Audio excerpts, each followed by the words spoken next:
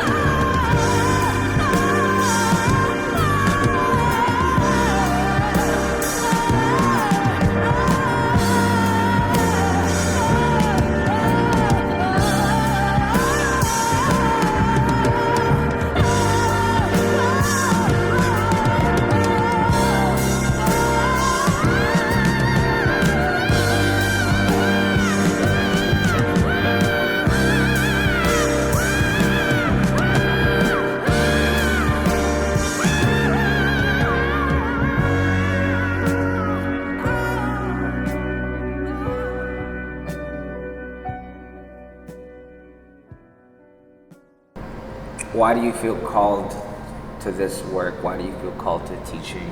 It's an interesting question, the question of why I felt called to becoming a teacher. I think all my life I've always wanted to not just be a helping hand to someone else, but to help someone else learn. I love educating myself more so that I have more tools to pass on to other people. I feel like education is one of the best ways that you can help someone is just by giving them information that's going to better their life, or is just going to help them at some point down the line. And without realizing it, I feel like I've always been a teacher in some form or another. To this day, people are discovering new concepts, new ways of moving, new ways of expressing themselves. And if you, like me, like to think that you are an artist at heart, what better way to express yourself than jiu-jitsu? Part of the creative, artistic side of me always wanted to design my own space, the perfect training hall.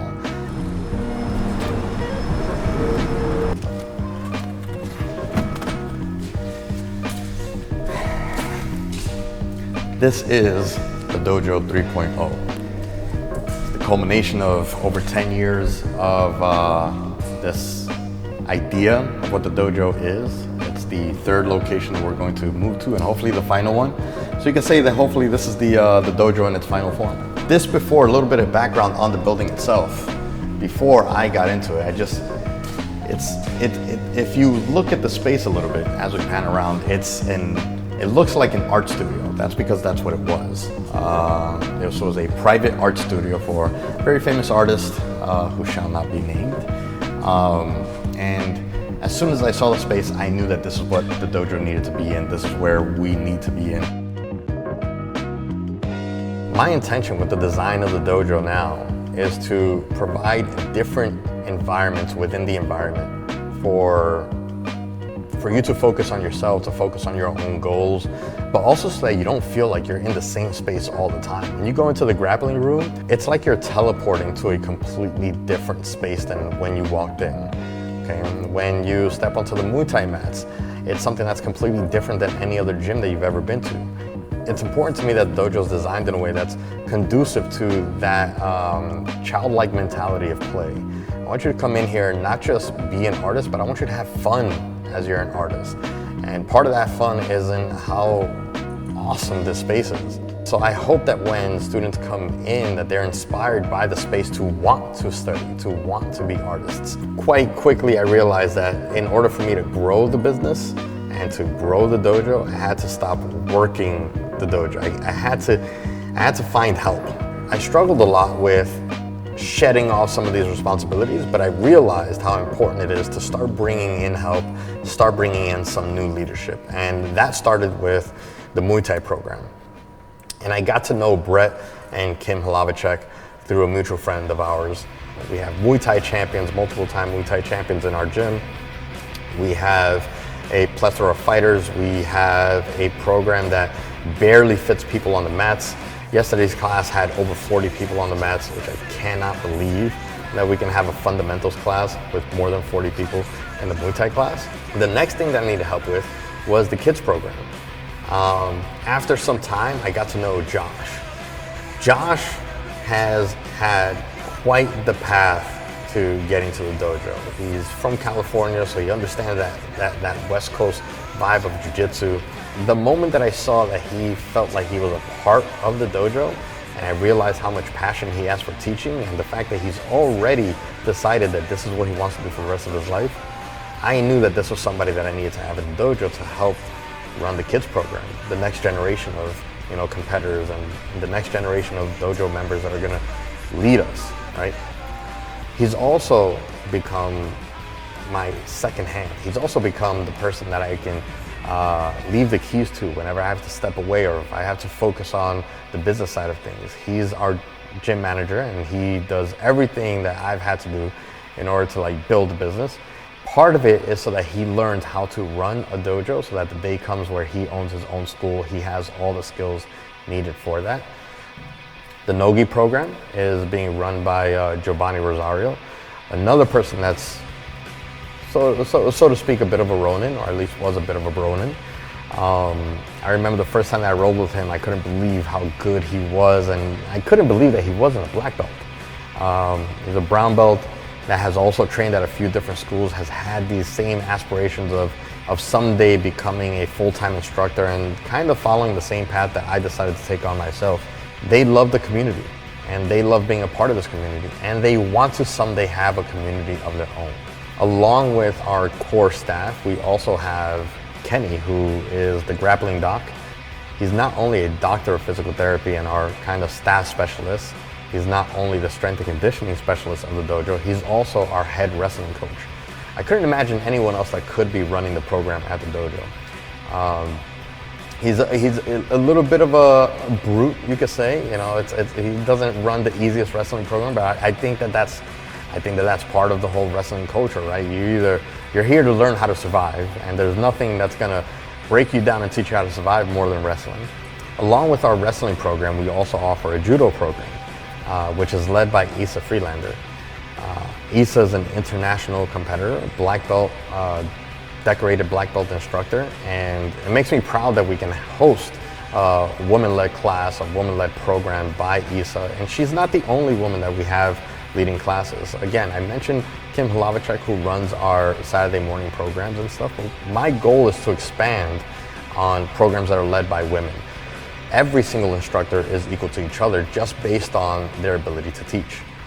It took a long time to get to the point that we are now, but if we talk about the beginnings, the very first gym that I was ever part of was a lot smaller than this, had its shortcomings, but I was still able to kind of have a little bit of a semblance of that art studio kind of vibe. When COVID happened, it put a stop to everything, put a stop to all my plans, it put a stop to any kind of future, and it also put the future of the dojo into question. I think a lot of schools ended up kind of shutting down and closing down during COVID. Thankfully, we were able to pull through the grace of the students that kept their memberships active.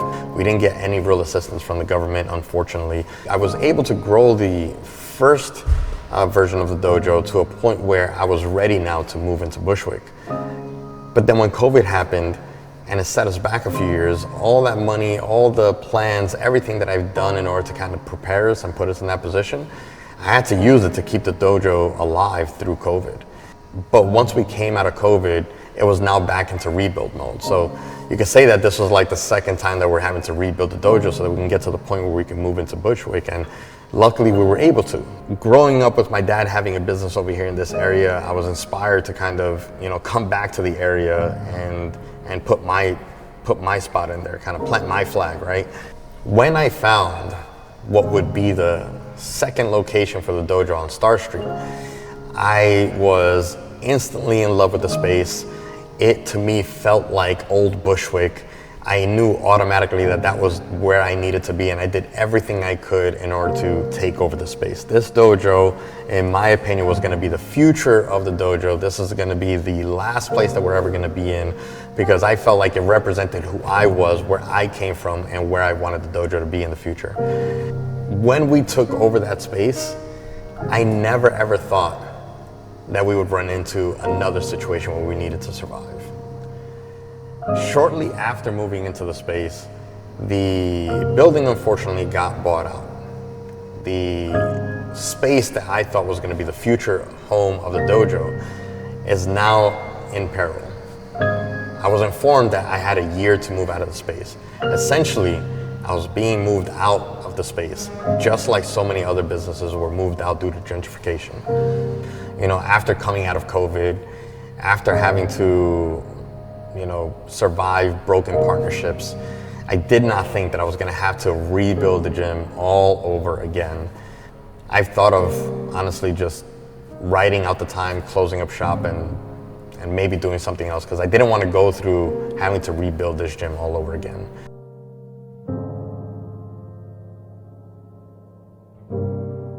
Because it wasn't necessarily a lateral move. It wasn't necessarily something that I had planned for, right? It's easier to plan a move and be excited for a move than to be forced to move. Because what if you don't find the right location? You know, what if you can't afford to move? What if you find nothing? What do you do then? You tell all your students to just kind of like disperse, find other homes. But I was also motivated by the fact that I didn't think that my students would be able to find another home, not one like the dojo. When you speak something into existence, it's just that you are making sure that you're staying aware. You could say that this is a skill that you learn from martial arts as you train jiu-jitsu and Muay Thai and what have you, whatever martial art that you're practicing. Really what you're practicing is learning how to stay calm under pressure, how to learn to survive and overcome under duress. It's something that I learned from Cabrini. It's one of my favorite concepts that I learned from him. Jiu-jitsu teaches you how to stay calm, how to persevere. The only way that you're going to find a way out is by staying calm, paying attention, being aware, and being present. For us as dojo, the situation that we were in was a huge wall towards the growth of the dojo, but one that needed to happen because it really ended up being a blessing in disguise.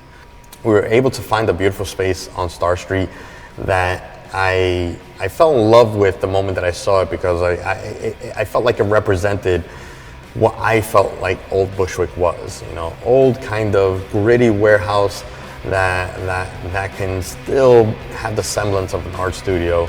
Still felt a little bit like the original dojo, so it wasn't going to lose its character, I felt like, but it was in like the perfect hot spot of where I wanted to be. And I did everything I could in order to make sure that we can get there, build this new beautiful gym, and as soon as we were able to open, the floodgates came.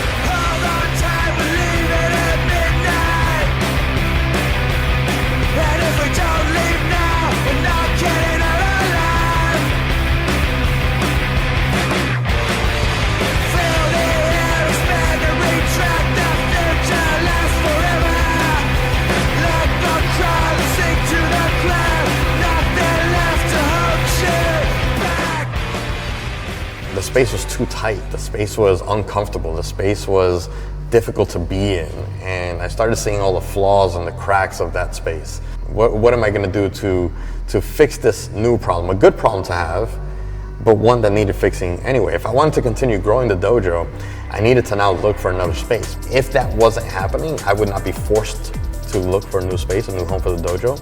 And had that not happened, this opportunity that we have over here, this place that became aware to me, okay, would not have happened.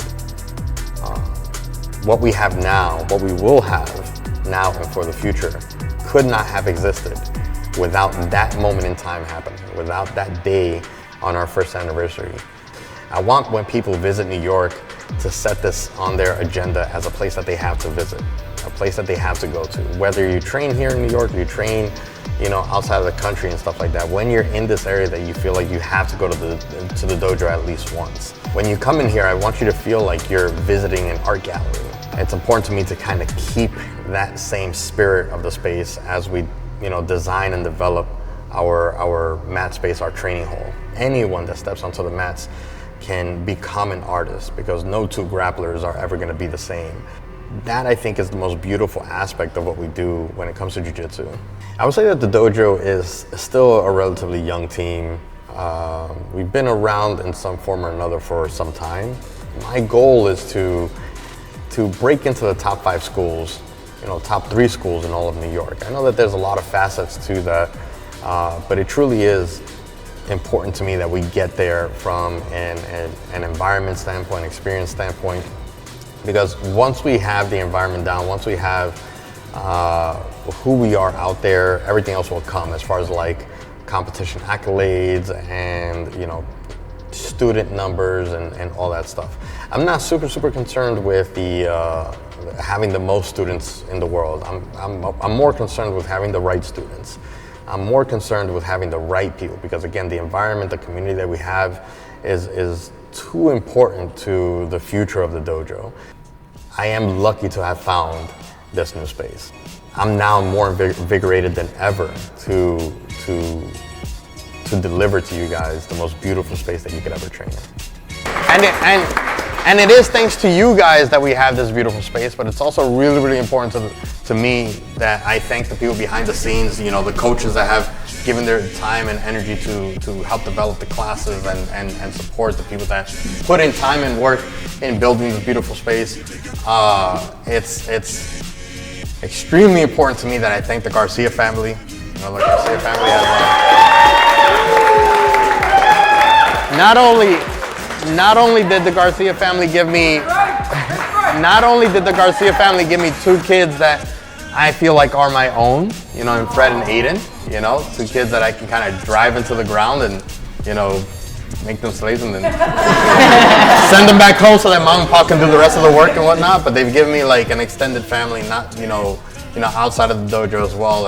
And honestly, this place would not be built without, their hands. I can promise you that I could not have done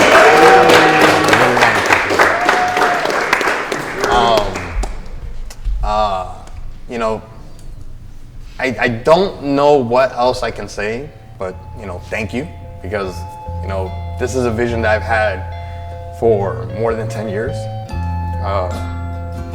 Sorry, I'm getting choked up.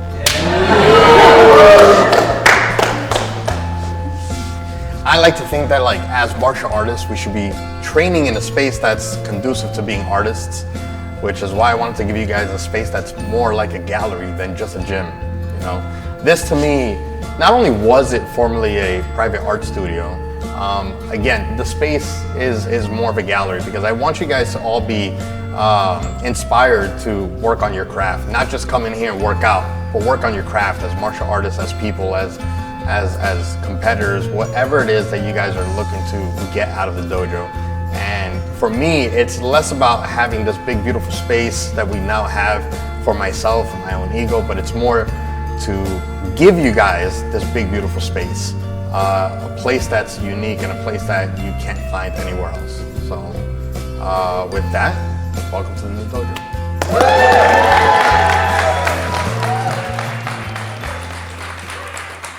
I'm thankful for the space that we had in the Dojo 2.0, the memories that we've shared, the new friends and the community that we've built in there. But I'm even more psyched for the space that we have right now. I cannot wait to start teaching in this space. I cannot wait to have the next generation of martial artists come out of this new beautiful space that we have over here. And I cannot wait for the Dojo 3.0.